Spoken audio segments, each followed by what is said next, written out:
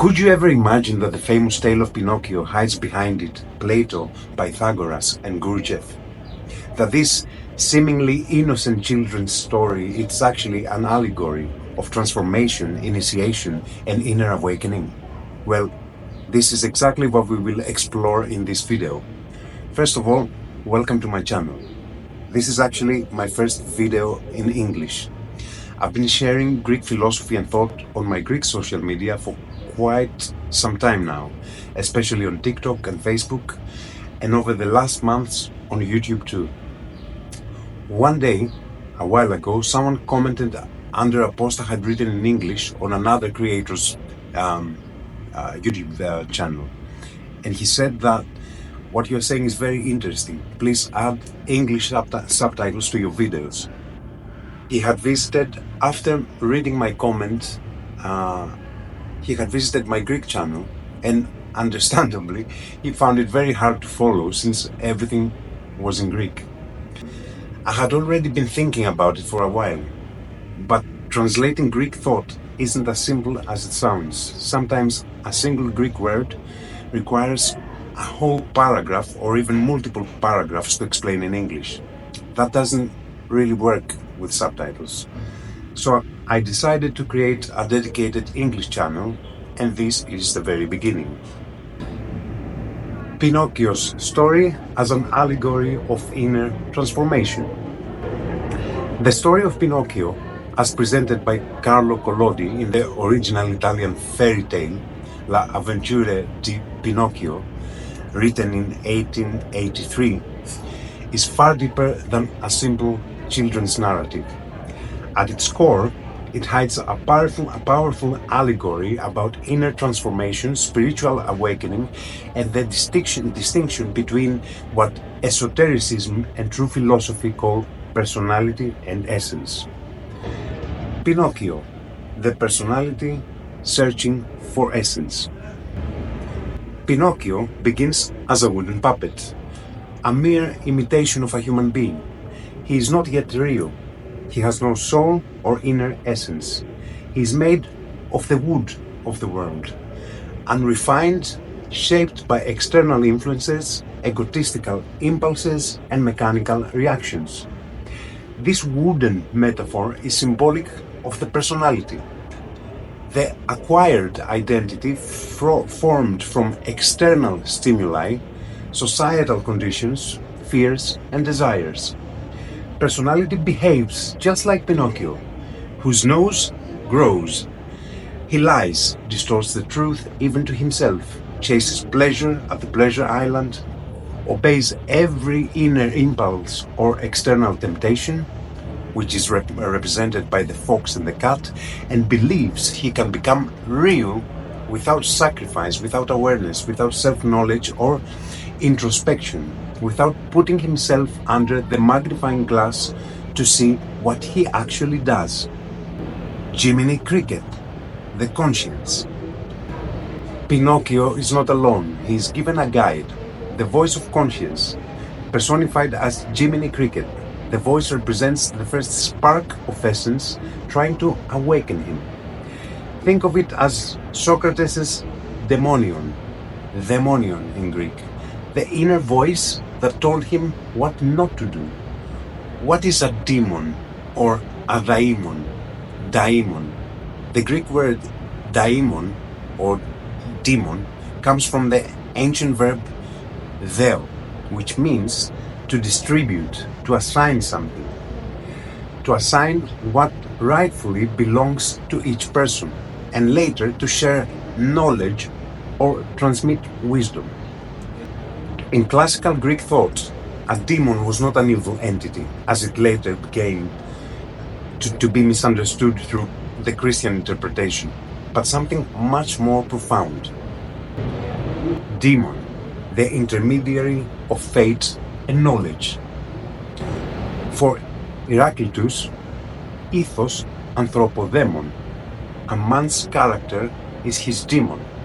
For Socrates, his daemonion was an inner guide, an inner guiding voice that warned or redirected him. For Plato, demons were entities that existed between the gods and the mortals, acting as messengers of truth, bearers of destiny, and intermediaries of divine knowledge. A demon is the inner guide that connects us with our true path, nudging us toward what is truly ours, our authentic essence and destiny. However, in the original version of the story, Pinocchio kills Jiminy Cricket, and this is symbolizing his rejection of consciousness when it doesn't align with his desires. This phase of denial reflects the mechanical life we live without observation, without inner work, dismissing our inner voice as an obstacle to fun. The whale, inner death. When Pinocchio reaches the ultimate limits of delusion and failure, he is swallowed by a whale. This motive is archetypical. It symbolizes the experience of inner death, the descent into the depths of unconsciousness, guilt, fragmentation, and the absence of self-awareness. This moment can be paralyzed with the dismemberment of Dionysos by the Titans. In the Orphic tradition, Dionysos is not merely a god of ecstasy or wine, he represents the human being, each and every one of us. Just like Dionysos is torn apart and must be reconstituted, the individual who experiences inner death must be reborn through suffering, confrontation, and the reassembly of their shattered inner world. The myth becomes a map of psycho-spiritual transformation. It's the point at which Pinocchio can no longer live mechanically. Inside the whale's belly, he meets his father, Geppetto, again, who represents the inner observer, the source, the creator, or even the soul itself. The end. Transformation into a real boy. After undergoing all these inner transformations, sacrificing his old self, listening to his conscience, making conscious choices against impulse, Pinocchio finally becomes a real boy. That is, he is no longer a wooden mechanism. He has gained essence and united his true being. This is the deeper message. Essence is not given. It's not identical to our body or our thoughts. It is something that is built through self-observation, the transcendence of desire, discipline, and above all, honesty with oneself, so that your nose does not grow. Summarizing the allegory. Pinocchio, the personality without essence, the mechanical human. Wood, the material of social conditioning. Lies and growing nose, inner distortion from illusion. Jiminy Cricket, the conscience, the Daemon, the inner guide. Pleasure Island, the world of impulses and irresponsibility. The whale, the necessary inner death of the false personality. Geppetto, the soul or inner father. Transformation, the rebirth of essence, the awakening of being. Pinocchio and Gurdjieff's mechanical man. Gurdjieff taught that the ordinary man does not have a soul. He functions mechanically, moved by external stimuli, desires and fears, without real will. This is the wooden Pinocchio, full of wants, manipulated by everyone around him, the foxes, the circuses, the lies, without a developed inner center. The process of constructing the soul is the very purpose of inner work. Through painful lessons, Pinocchio begins to observe, to choose, to sacrifice.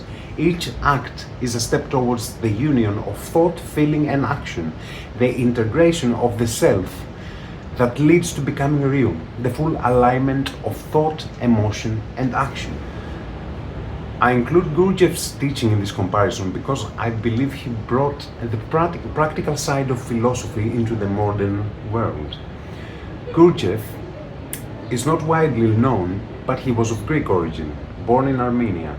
His family fled Constantinople after the persecution of Christians and resettled in Armenia, where he grew up in a Greek community.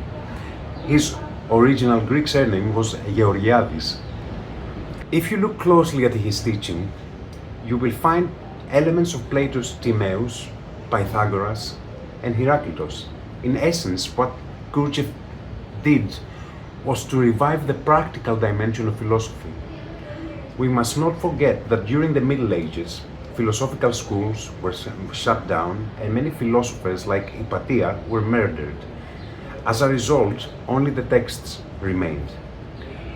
In the Greek tradition, some practical aspects have survived through dance, customs, rituals, expressions we use, and things we do, yet modern Greeks often fail to understand their deeper significance. Gurdjieff came as a kind of a missing link. Philosophy is practical. It is not an abstract science reserved for a handful of boring university professors. It was a form of education that shaped leaders and active citizens, not subjects. And of course, such an education was precisely what malicious forms of power sought to erase from the planet. Plato's cave, from illusion to truth. Plato's allegory of the cave closely mirrors Pinocchio's journey. The prisoners in the cave, who see only shadows on the wall, are those who identify with their personality. They do not see reality, they see only its reflections. Opinions, impressions, social expectations, and their noses grow too. Pinocchio, as a wooden boy, lives inside the cave. What he knows are only shadows, false ideas about himself and the world. The journey towards truth, the exit from the cave, requires pain, a lot of work, an inward turn, and detachment from illusion. Pinocchio undergoes these trials. The return of the enlightened person to the cave, to the world, mirrors Pinocchio's return when at last he becomes a real boy and reunites with his father. He does not leave the world. What changes is the way he exists within it. Pythagorean initiation and the journey of the soul. Pythagoras taught that the soul reincarnates and has a mission to purify itself, evolve, grow, and reunite with the divine. This is achieved through discipline, mathematical harmony, silence, self-knowledge, together with the knowledge of the world. The music of the spheres, the harmony of the cosmos, is reflected within us when we harmonize the parts of our soul. Pinocchio is like an initiate. He begins in chaos and gradually learns to tune himself to a higher law, not the law of desire, but of truth. His transition from wood to flesh and soul echoes the Pythagorean passage to self-realization. Let's put everything together. Pinocchio, wooden boy. Plato, prisoner in the cave. Pythagoras, dismantled self, Dionysus. Gurdjieff, mechanical man. Pinocchio, Jiminy cricket. Plato, reason, Daemon. Pythagoras, inner voice, nous. Nous in Greek, it's mind with a capital M, the purified mind. Gurdjieff, conscience. Pinocchio, Pleasure Island. Plato, shadows, illusions, in Plato's cave. Pythagoras, material deception. Gurdjieff, unconscious life. Pinocchio, the whale. Plato, difficult ascent from the cave. Pythagoras, purification through self-realization. Gurdjieff, the true I, center of gravity. Pinocchio, Geppetto. Plato, the good agathon. Pythagoras, the divine, the monad. Gurdjieff, essence. Pinocchio, real child. Plato, enlightened philosopher. Pythagoras, purified soul. Gurdjieff, human being with a soul. There is a Greek saying, there is only one path to virtue, but many paths to vice. If you remember the story of Hercules, he finds himself at a crossroads, not between good and evil, but between virtue and vice. Pay attention here. Virtue goes beyond good and evil. It is what is needed in the right amount, at the right time, in the right place. Thank you very much. See you next time.